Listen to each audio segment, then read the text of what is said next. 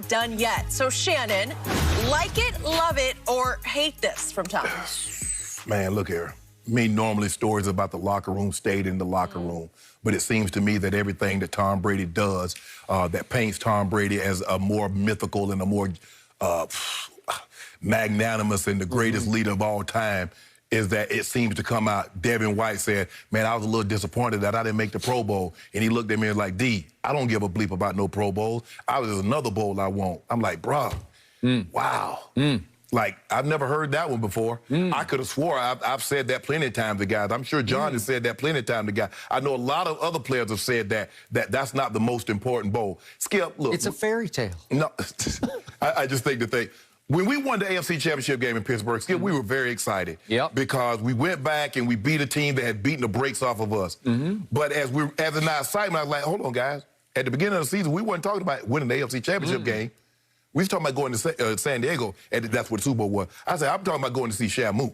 I'm trying to win the Super Bowl, because that's how we're going to be remembered. Anybody cry? I don't think so, Skip. Okay. No, I don't think anybody cried. Who crying in a football game? This ain't no romance novel. This ain't no movie. Big grown-ass men, man, y'all, see, that's probably why y'all not going to win right there, Skip. Right there, cried in the locker room after the game. Jeez, after a win, really? Really, Skip? I mean, really? Shannon, they were the Succaneers. They were 7-9. They were going nowhere slowly. And all of a sudden, the GOAT said, I choose you.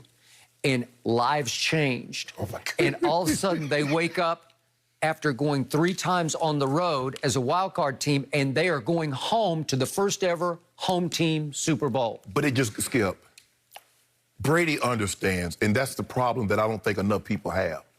Brady understood from a very long time ago is that I'm playing for Super Bowls, and if a Pro Bowl, All-Pro MVP comes along with that, I'll take it.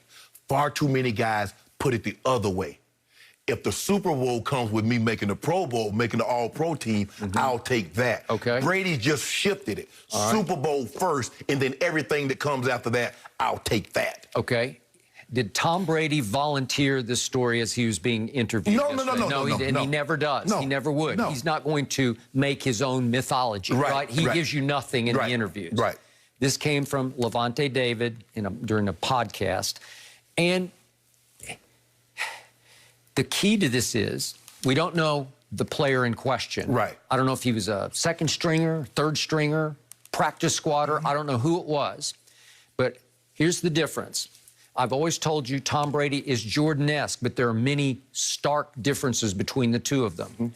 The difference in this one line, what the F you crying for, we're not done yet. That's what Levante said, that Tom said to whoever was crying real tears, okay? The key to that is the tone of how you said it. I believe Tom Brady asked it as a question. Why are you crying for? With some sympathy behind it. But you just know why he said it, Skip, because you said they were the Succaneers. Okay. They were just 7-9, and now we go from 7-9 and we in the Super Bowl. Okay, here's the difference between Brady and a guy I knew very well in Chicago because I covered him, Michael Jordan. He would have said the same thing in an incredibly different tone, a scathing tone, and it wouldn't have had a question mark after it. It would have been a declarative statement. What the fuck? You know, like, what are you doing? What are you crying for? You're right? Okay, so this is Michael Jordan versus Tom Brady in different styles, because one is the all-time good cop leader. Now, Tom will unleash on you in the, like on the bench, in the huddle. But it's coming from a place of love and respect that he has built slowly but surely in the time allotted, right? Yeah. Okay, but with Jordan, you were all over him for the documentary, right, The Last Dance, because he was abusive. Right. He was verbally abusive of everybody on that team, including Scottie Pippen. He would humiliate. He would annihilate players in practice, while in this case, Tom would never do that. Right. He would never try to show you up in front of your teammates. Am I right? Right.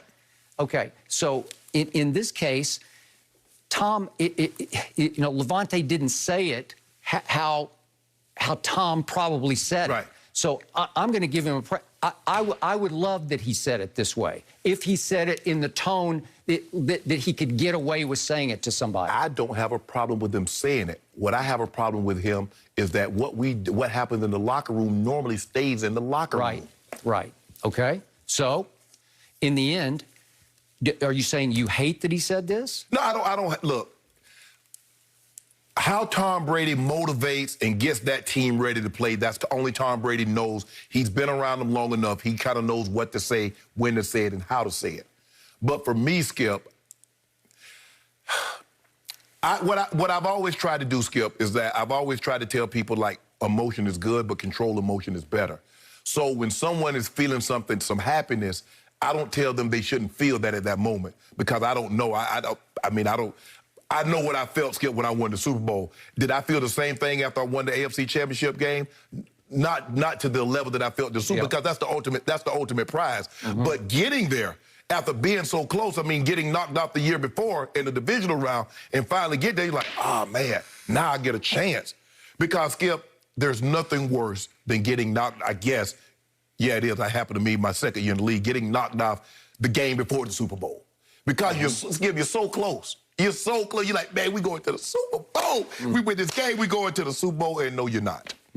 And like I said, like you said, you don't know who it was. I don't know who it was. But for them, maybe they played 7, 8, 9 years. Maybe, Skip, maybe this is their first time going to a Super Bowl. Okay. So, in the end, I don't think he's trying to create any new mythology about Tom Brady. I just think... But he did it. He didn't intend to, but he did. But it speaks to Tom Brady taking a team that had no idea how to win games at all and turning it into a Super Bowl team on the fly in a pandemic with no preseason. Well, that's Skip. I believe they would have been a wild card team at bare minimum last year if Jameis, instead of having 30 interceptions, has 15. Or if he has 20. If he throws 33 touchdowns with 20 picks, they're a wild card team.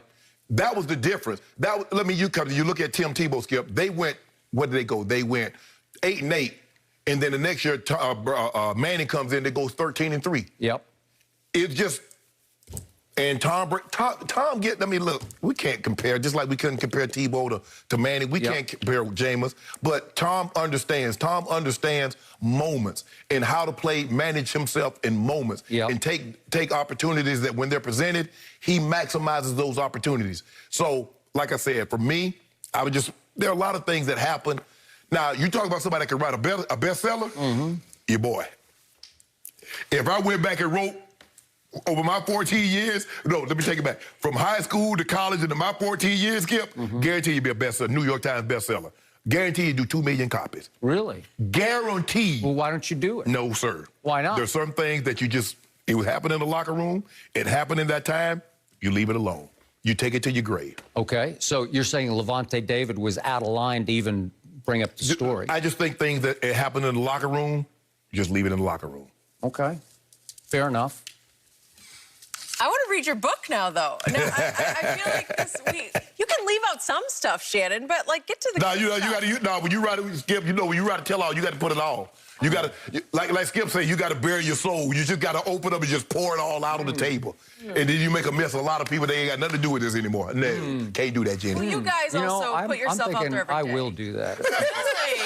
Hey, you guys share plenty on this show, so I'm the lucky one to listen to both of you every single day.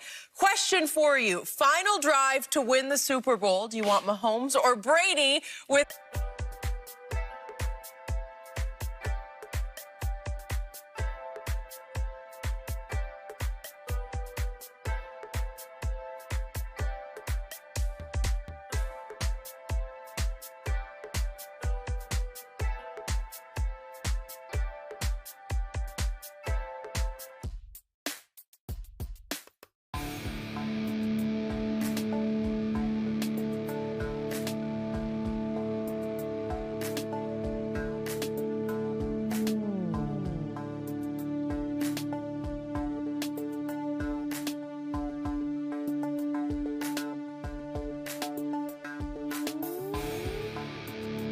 In a football game, this ain't no romance novel. This ain't no movie. Big grown-ass man, y'all see. That's probably why y'all not gonna win, right there, Skip. Got there, cried in the locker room after the game. Jeez, after a win, really? Really, Skip? I mean, really? Shannon, They were the Succaneers. They were 7 and 9. They were going nowhere slowly. And all of a sudden, the GOAT said, I choose you. And lives changed. Oh, my God. And all of a sudden, they wake up